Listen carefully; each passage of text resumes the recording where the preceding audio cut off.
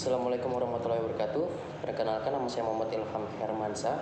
Oke, saya ingin menjelaskan apa itu pengertian dan fungsi strategi kepemimpinan. Strategi kepemimpinan merupakan kepemimpinan merupakan kemampuan seseorang untuk mengantisipasi, memimpinkan, mempertahankan fleksibilitas, berpikir secara strategis, dan bekerja keras dengan orang lain untuk memulai perubahan yang akan menciptakan masa depan yang lebih baik dan lebih baik ke organisasi. Sebagai pemimpin mempunyai pandangan yang luas, punya tujuan yang sangat luas, tapi mereka menyusun strategi. Makanya yaitu kita kembali lagi, ada namanya kajian. Kajian itu sangat bagus, Bre.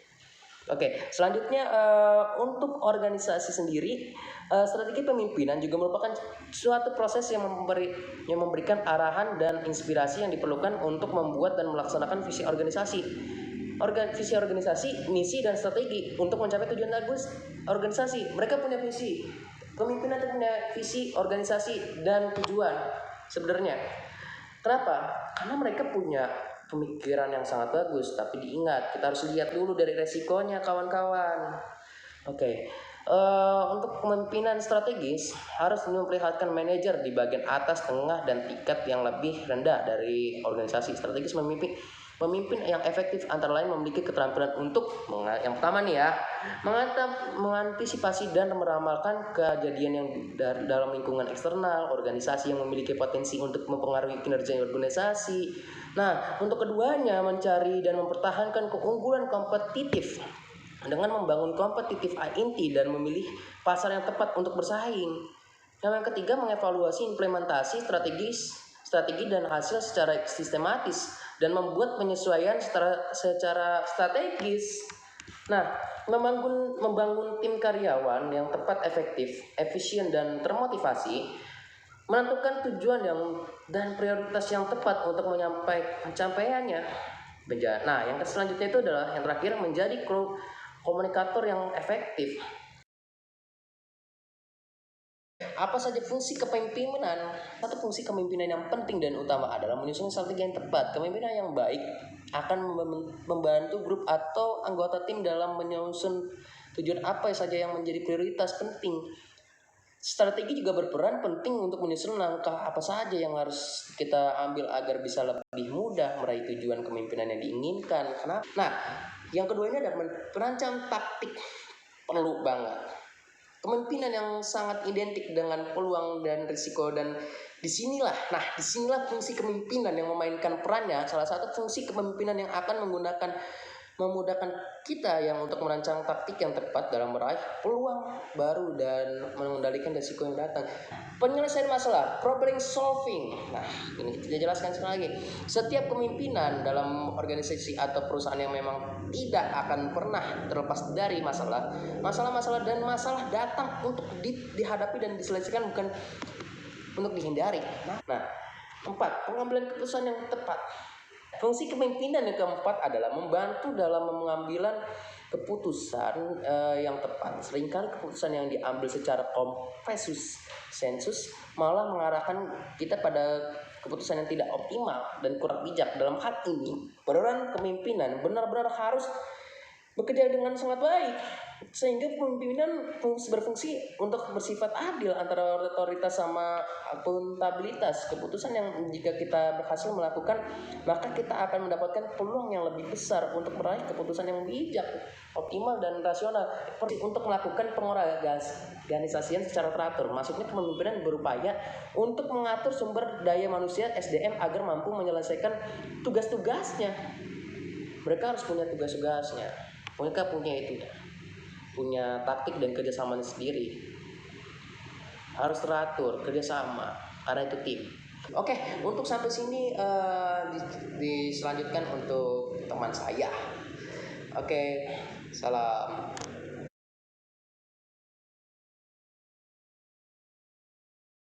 Assalamualaikum warahmatullahi wabarakatuh. Saya Indra Irawan ingin menjelaskan fungsi dan pengertian pengendalian. Pengendalian adalah proses pengaturan berbagai faktor dalam suatu perusahaan sehingga pelaksanaan kerja dan rencana kerja yang telah dibuat untuk mencapai tujuan. tujuan pengendalian yang pertama, supaya proses pelaksanaan dilakukan sesuai dengan ketentuan dari rencana. Yang kedua, melakukan tindakan perbaikan jika terdapat penyimpangan. Yang ketiga, supaya tujuan yang dihasilkan sesuai dengan rencananya. Pengandalian bukan hanya untuk mencari kesalahan, tetapi berusaha untuk menghindari terjadinya kesalahan, memperbaikinya jika terdapat kesalahan. Jadi pengendalian dilakukan sebelum proses, saat proses, dan setelah proses, yakni hingga hasil akhir diketahui. Dengan pengendalian diharapkan pemanfaatan unsur manajemen efektif dan efisien. Dan juga di sini ada fungsi pengendalian. Fungsi pengendalian yang pertama di sini ada pengendali produksi, yaitu untuk mengetahui dan kualitas produk yang dihasilkan, apakah sesuai dengan rencana yang ada. Yang kedua, pengendalian keuangan. Pengendalian ini ditunjuk kepada hal yang menyangkut keuangan tentang pemasukan dan pengeluaran biaya perusahaan, termasuk pengendalian anggaran. Yang ketiga, ada pengendalian pegawai. Pengendalian ini ditunjuk kepada hal yang ada hubungannya dengan kegiatan pegawai. Apakah pegawai bekerja sesuai dengan perintah, rencana, taat kerja, absensi pegawai, dan lainnya.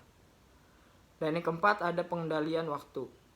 Pengendalian ini ditunjuk kepada penggunaan waktu, artinya apakah waktu untuk mengerjakan sesuatu pekerjaan sesuai atau tidak dengan rencana. Dan yang kelima, pengendalian kebijakan. Pengendalian ini ditunjuk untuk mengetahui dan menilai apakah kebijakan organisasi telah dilaksanakan sesuai dengan yang telah digariskan. Yang keenam, ada pengendalian teknis. Pengendalian ini ditunjuk kepada hal yang bersifat fisik yang berhubungan dengan tindakan dan teknis pelaksanaan. Yang ketujuh, ada pengendalian penjualan. Pengendalian ini ditunjuk untuk mengetahui apakah produksi yang dihasilkan terjual sesuai dengan target yang ditetapkan. Sekian dari saya. Wassalamualaikum warahmatullahi wabarakatuh.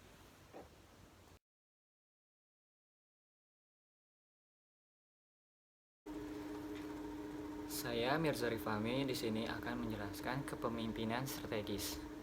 Kepemimpinan strategis merupakan kepemimpinan yang bertanggung jawab untuk menciptakan harmoni antara tuntutan lingkungan eksternal organisasi dengan visi misi, strategi, dan implementasi organisasi. Visi organisasi menggambarkan wujud organisasi di masa depan. Misi menggambarkan nilai pokok, core value, tujuan, purpose, dan alasan akan eksistensi organisasi. Strategi menyediakan arah yang menerjemahkan visi menjadi aksi dan merupakan dasar bagi pengembangan mekanisme spesifik untuk menolong organisasi mencapai tujuannya. Strategi merupakan niat implementasi melalui struktur, sistem, budaya, dan iklim sistem insentif menjamin terwujudnya visi di masa depan.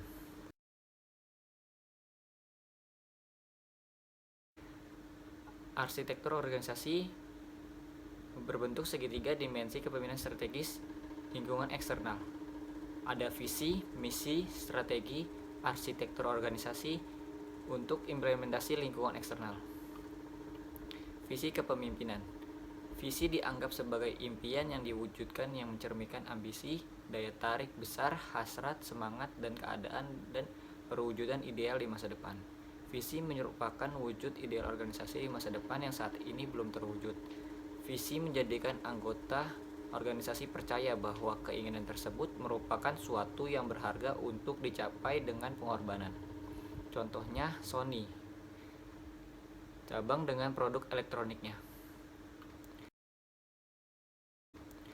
Visi turut berpartisipasi secara nyata dalam upaya mencerdaskan kehidupan bangsa Indonesia, membentuk masyarakat industri berteknologi modern yang menekankan pada kemampuan memanfaatkan informasi keterlibatan global, infrastruktur yang terintegritas, dan sumber daya manusia yang kreatif dan inovatif.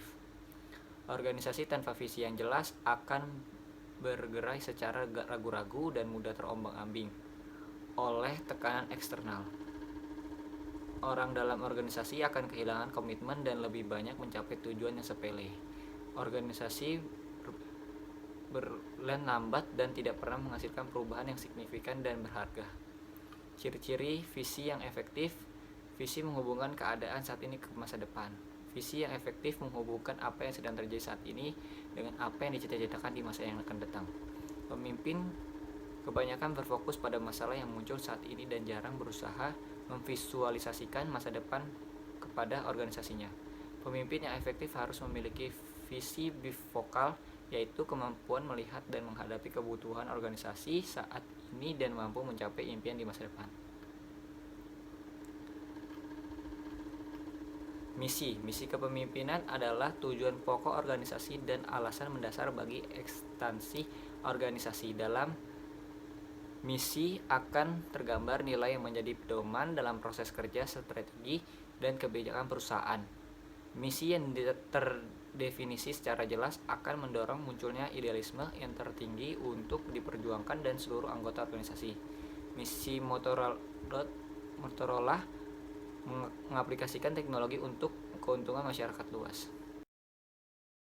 Strategi merupakan rencana aksi global menggambarkan alokasi sumber daya dan aktivitas lainnya untuk menghadapi lingkungan dan menolong organisasi mencapai tujuan tertingginya. Dalam proses memformulasikan strategi, pemimpin mengajukan pertanyaan di mana organisasi ini berada saat ini, kemana organisasi ini ingin menuju. Perubahan dari tren apa yang sedang terjadi dalam lingkungan kompetitif saat ini, strategi, taktik, tindakan, dan kiat apa yang dapat menolong organisasi mewujudkan visinya di masa depan. Kualitas pokok strategi. Untuk menciptakan organisasi yang unggul, pemimpin dituntut untuk mampu menciptakan strategi yang mempunyai 3 kualitas pokok yang dipenuhi, yaitu kompetensi pokok organisasi, mengembangkan sinergi, dan menciptakan keuntungan dan nilai bagi konsumen. Kontribusi pemimpin bagi organisasi yang kuat merupakan hasil dari kepemimpinan yang unggul. Organisasi tanpa pemimpin yang unggul adalah kemunduran produktivitas organisasi, inovasi terhambat, iklim dan budaya organisasi tidak dapat adaptif, yang semuanya menghambat laju organisasi ke masa depan. Pemimpin harus punya kemampuan untuk melihat masa depan, mampu memprediksi perubahan yang akan terjadi, mampu melihat hambatan sekaligus peluang yang menghadang organisasi, dan mampu menggunakan potensi secara harmonis untuk kemajuan organisasinya. Tak terlibat pelaksanaan visi dan misi. Ada 4 macam pemimpin jika dilihat dari hubungan antara visi yang dimiliki dan dengan tindakan yang dilakukannya, yaitu tinggi, rendah tinggi, pemimpin efektif, tak terlibat pelaksana versus dengan aksi. Pemimpin yang memiliki visi yang tinggi tetapi tidak diimplementasikan dalam tindakannya adalah pemimpin yang pemimpin yang memimpi saja.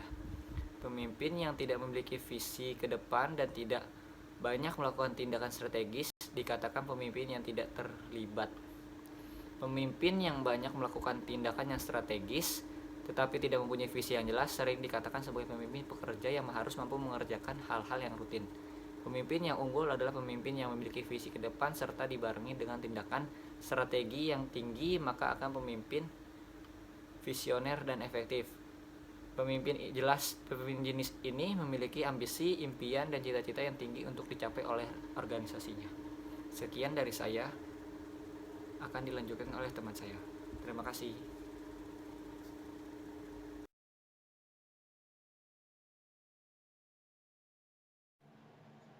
Saya Muhammad Taufik Risyanto akan menjelaskan pengendalian kepemimpinan. Pemimpin suatu organisasi tidak saja menghadapi masalah hubungan manusiawi antara dirinya dengan anggota organisasi, tetapi juga dalam menciptakan, membina, dan mengembangkan hubungan manusiawi antara sesama anggota organisasi. Dalam suasana Hubungan manusiawi yang efektif selalu terbuka peluang untuk memotivasi anggota organisasi agar bekerja sama dalam melakukan kegiatan atau pekerjaan yang terarah pada tujuan organisasi. Kerjasama tidak akan terwujud jika tidak ada kegiatan atau pekerjaan yang harus atau perlu dikerjakan, yang bersumber dari keputusan-keputusan pemimpin organisasi atau unit atau bidang masing-masing. Dalam kepemimpinan, ada yang namanya pengendalian sebagai salah satu fungsi dari manajemen di sebuah kepemimpinan. Kegiatan pengendalian di dalam sebuah kepemimpinan itu bermaksud untuk mendapatkan respon yang bermakna atau sesuai dengan yang diinginkan pemimpin dari semua anggota kelompok atau organisasi. Di samping itu, apabila organisasi memiliki program kerja, berarti juga respon tersebut harus merupakan realisasi kegiatan-kegiatan yang telah dirumuskan di dalam program tersebut. Wewenang yang dimiliki pemimpin bukan jaminan bahwa pemimpin secara otomatis yang memiliki pemimpin. Bukan jaminan bahwa pemimpin secara otomatis dapat melakukan kegiatan pengendalian. Kegiatan mengendalikan organisasi sangat tergantung pada kemampuan membina dan mengelola orang-orang yang dipimpin agar menjadi suatu regu atau tim yang kompak. Kegiatan tersebut untuk menyatukan perasaan dan pikiran setiap anggota-anggota. Fungsi pengendalian sangat dibutuhkan dalam kepemimpinan, yaitu menciptakan suatu mutu yang lebih baik. Dengan pengendalian dapat ditemukan suatu proses atau menyimpang dan kemudian dapat dikoreksi. Dapat juga menciptakan sebuah siklus yang lebih cepat. Kemudian untuk mempermudah pendelegasian dan kerja tim.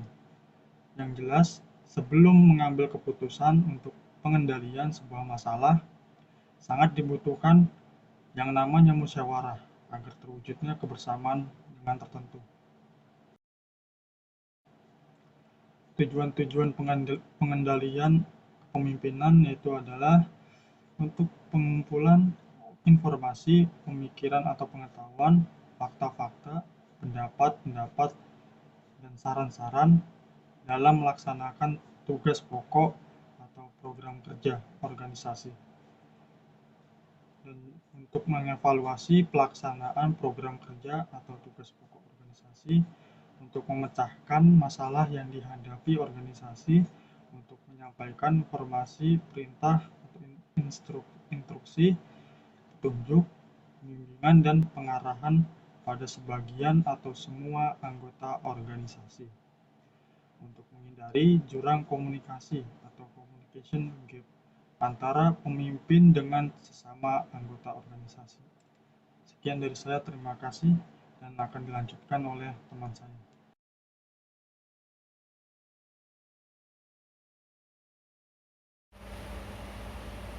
Assalamualaikum warahmatullahi wabarakatuh.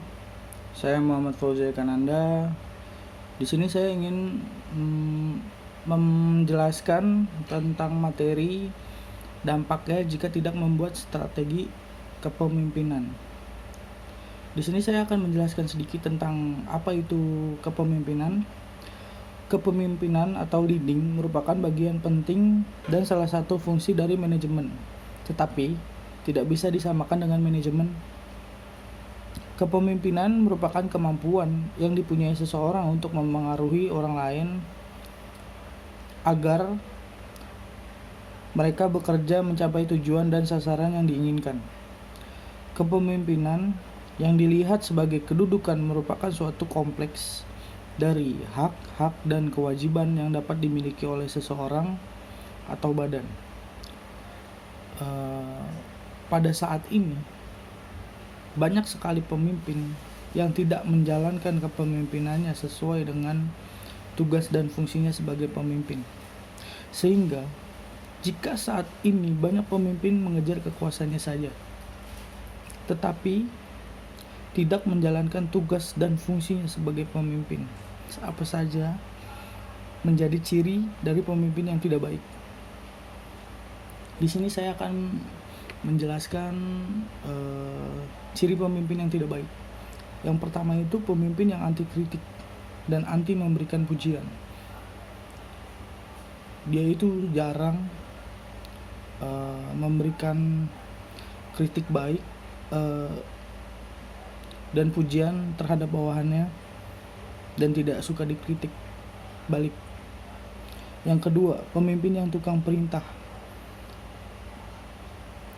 Dan ketiga, pemimpin yang tidak konsisten atau bisa dibilang pelin-pelan. Keempat, pemimpin yang tidak bijaksana. Kelima, pemimpin yang kurang wawasan dan tidak open minded. Keenam, pemimpin yang merasa paling benar dan egois, tidak mau salah, selalu menganggap dirinya benar. 7, selalu melihat ke belakang dan tidak bisa move on. 8, pemimpin yang tidak bertanggung jawab. 9, pemimpin tidak mampu berbuat adil terhadap bawahannya. Ke-10, pemimpin yang tidak memiliki perilaku baik. Dampak dari itu banyak sekali bawahannya yang tidak respect atau tidak menghargainya balik. Jadi, jika para pemimpin saat ini ada yang termasuk di dalam ciri-ciri di atas, maka dampak struktural yang akan terjadi ialah negeri ini semakin mudah dijajah oleh negara luar, dan negeri sendiri akan menjadi hancur akibat pemimpin yang tidak menjalankan tugas dan fungsinya sebagai pemimpin. Terima kasih.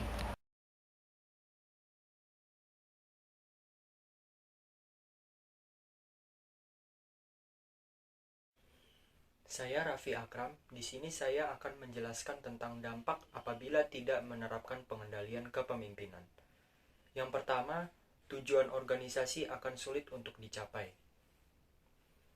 Salah satu faktor pendorong tujuan organisasi dapat tercapai adalah adanya pengendalian atau pengawasan dari pemimpin terkait kondisi perusahaan untuk mencapai tujuan tersebut.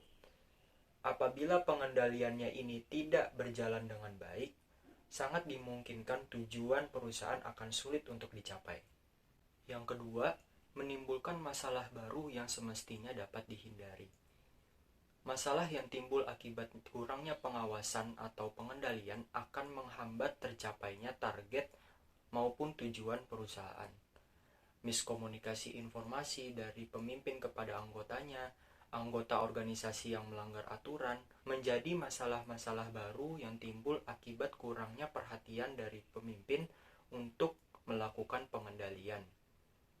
Pastikan kembali informasi yang diberikan kepada anggota tidak kurang maupun tidak lebih. Dan tanyakan kepada anggota apakah mereka mendapatkan gangguan atau hambatan ketika sedang menjalankan tugasnya. Yang ketiga, anggota organisasi tidak memiliki kesadaran akan pentingnya tujuan organisasi dapat tercapai. Ada faktor penyebab mengapa anggota organisasi kurang memiliki kesadaran akan pentingnya tujuan organisasi, seperti kurangnya motivasi atau sesuatu hal yang dapat memicu anggota untuk dapat memiliki kesadaran tersebut, kondisi lingkungan organisasi yang tidak mendukung, ketidakcocokan anggota dengan pemimpin, serta kurangnya perhatian dari pemimpin seperti memberikan reward bagi anggota yang dapat menyelesaikan tugasnya sangat baik. Demikian presentasi dari kelompok kami, kurang lebihnya mohon dimaafkan. Selamat siang, wassalamualaikum warahmatullahi wabarakatuh.